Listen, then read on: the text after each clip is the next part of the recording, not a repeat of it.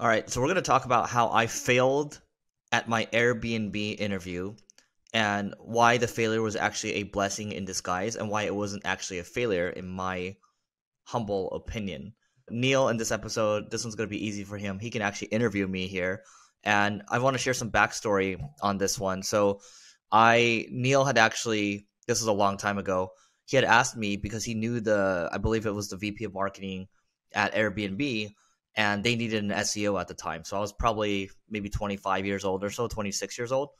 And Neil's like, hey, there's this Airbnb company. They're growing really quick. Might be interesting for you to interview over there. And at the time, I was still working full time at a company. And so I was like, oh, it looks really cool. And I think they're valued at maybe 5 billion at the time, or a billion. I might be off a little bit. Neil, do you remember what the valuation was? I don't. Okay.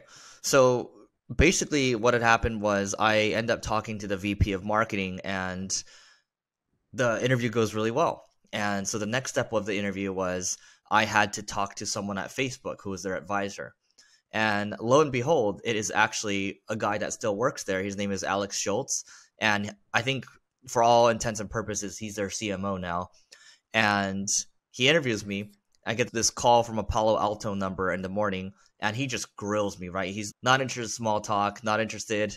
He's just here to grill me, and that's it. And there's no knock on the guy. He's successful. Congrats to him.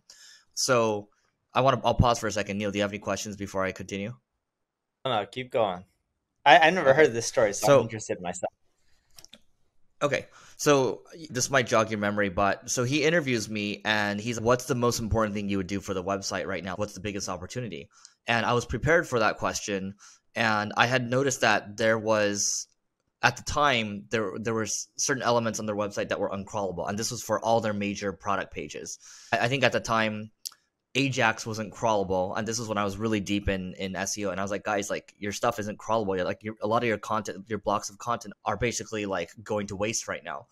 And so he basically paused for a moment, and that was it. Like, he basically was like, no, the right answer is make a bunch of landing pages, like programmatic SEO. And like, I knew that was a thing, but I thought an easier lift would have been to just fix that part. And I stood my ground. And he asked me if I wanted to change my mind. I said no. And that was that. And so I ended up not getting the job there. And one thing led to another. And I'm glad that I didn't get the job. Otherwise, I wouldn't have the opportunity to do what I'm doing now. So the high, I want to do communicate. I want to also communicate. I want to do communicate that Alex Shultz, he is successful in his own right. Obviously, he's done really well with Facebook, but he also has he has a drink recipe website as well that gets good traffic.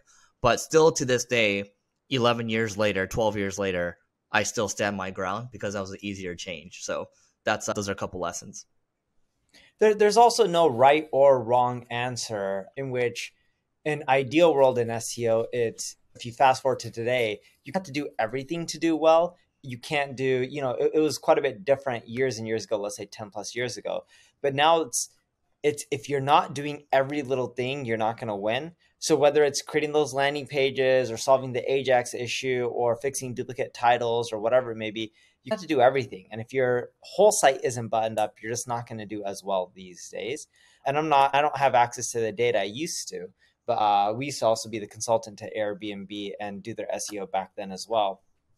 But when you think about it, there's not necessarily one is right or wrong. It's more so there's many ways to skin a cat, and you got to do all of it to do well.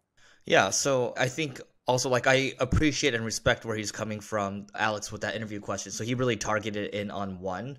But when you're talking to someone, you can't just base it on one question. Had we had a deeper conversation on, hey, tell me why you think that, or why are you holding your ground that way? Tell me how you're thinking about it. We would have had a deeper conversation. And to Neil's point, oftentimes someone might disagree with you, or there might be a disagreement, but it's interesting to see them. You respect them more for standing their ground, and you also respect them more to understand how they think.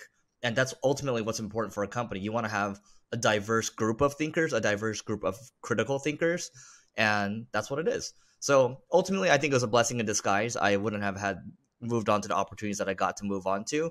And Airbnb is what it is. He's done well for himself, and I don't have any regrets at all. And those are a couple lessons. So that's what it is. Anything else, Neil? No, if you ever go through an interview and someone disagrees with you, I believe, as someone who hires people, and this is just my thoughts, it doesn't mean everyone else believes this way, but I believe it's better to actually stand your ground. If you flip flop too much, it shows that you don't have a backbone. As someone who interviews people, if someone doesn't stand their ground and can't fight for their position on why they want to do something a specific way, I probably wouldn't hire them myself. But that's just me. They're going to get run over in an organization. So you want people that, again, diverse thought, but you also want people that can communicate and you want people that can speak up, because ultimately you want an organization that is okay with direct feedback, and the communication cycles, the feedback cycles, the loops move a lot faster. So that is it for today. Please don't forget to rate, review, subscribe. Neil's doing this from Brazil right now. I'm doing this from Turkey. So apologies for any issues that you might have spotted, and we'll see you later.